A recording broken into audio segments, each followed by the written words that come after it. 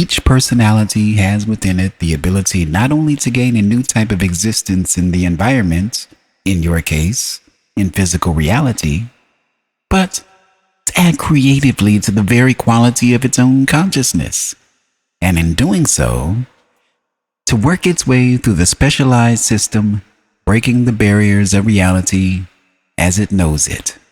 Now, there is a purpose in all this that will be discussed later. I mention this whole subject here, however, because I want you to see that your environment is not real in the terms that you imagine it to be. When you are born, then, you are already conditioned to perceive reality in a particular manner and to interpret experience in a very limited but intense range. I must explain this before I can clearly give you an idea of my environment or of those other systems of reality in which I operate. There is no space between my environment and yours, for example, no physical boundaries that separate us. In a very real way of speaking, your concept of reality seen through your physical senses, scientific instruments, or arrived at through deduction, bears little resemblance to the facts, and the facts are difficult to explain. Your planetary systems exist at once, simultaneously, both in time and in space. The universe that you seem to perceive, either visually or through instruments, appears to be composed of galaxies, stars, and planets at various distances from you. Basically, however, this is an illusion. Your senses and your very existence as physical creatures program you to perceive the universe in such a way. The universe as you know it is your interpretation of events as they intrude upon your three-dimensional reality. The events are mental. This does not mean you cannot travel to other planets, for example, within that physical universe, any more than it means you cannot use tables to hold books, glasses, and or just, although the table has no solid qualities of its own. When I enter your system, I move through a series of mental and psychic events. You would interpret these events as space and time, and so often I must use those terms, for I must use your language rather than my own. Root assumptions are those built-in ideas of reality of which I spoke, those agreements upon which you base your ideas of existence. Space and time, for example, are root assumptions. Each system of reality has its own set of such agreements. When I communicate within your system, I must use and understand the root assumptions upon which it is based. As a teacher, it is a part of my job to understand and use these, and I have had existences in many such systems as a part of what you may call my basic training, though in your terms, my associates and I had other names for them. The entity, or the soul, has a far more creative and complicated nature than even your religions have granted it. It utilizes numberless methods of perception, and it has at its command many other kinds of consciousness.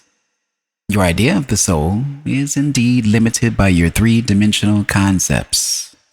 The soul can change the focus of its consciousness and uses consciousness as you use the eyes in your head. Now, in my level of existence, I am simply aware of the fact, strange as it may seem, that I am not my consciousness. My consciousness is an attribute to be used by me. This applies to each of the readers of this book, even though the knowledge may be hidden. Soul, or entity, then, is more than consciousness. When I enter your environment, I turn my consciousness in your direction, therefore. In one way, I translate what I am into an event that you can understand to some extent. In a much more limited matter, any artist does the same thing when he translates what he is, or a portion of it, into a painting. There is at least an evocative analogy there. End of part 4 of chapter 3. Seth speaks. The eternal validity of the soul. Let's talk about it.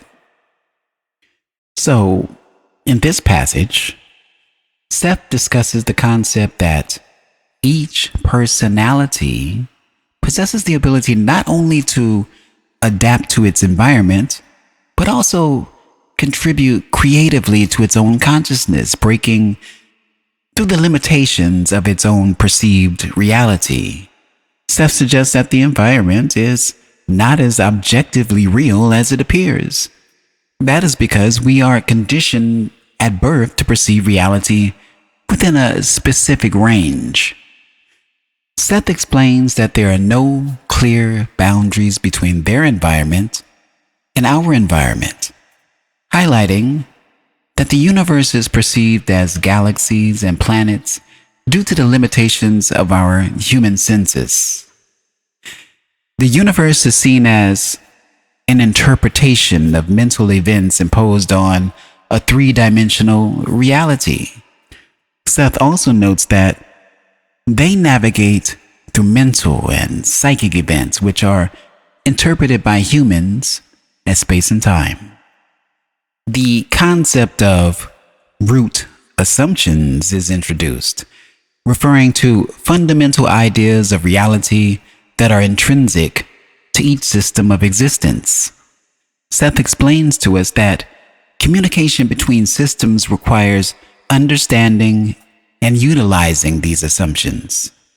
Seth wants us to understand that the soul or entity is far more complex and creative than traditional religious beliefs suggest.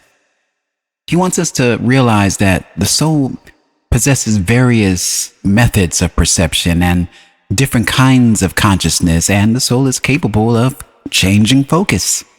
I think most importantly, he wants us to realize that consciousness is really a tool rather than his or our true essence.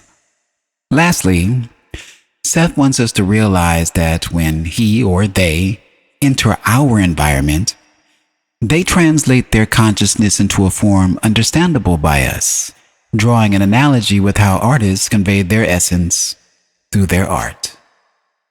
If you've enjoyed this reading, if you've enjoyed this explanation, please consider giving the video a like, sharing it with a friend, and of course, commenting below. What did you think about this reading?